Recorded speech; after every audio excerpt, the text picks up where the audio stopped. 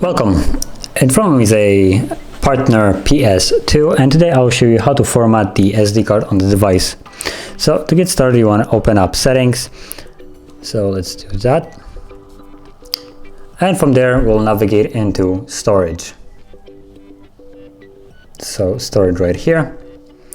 And then scroll down, and right at the bottom, you'll find your SD card right here.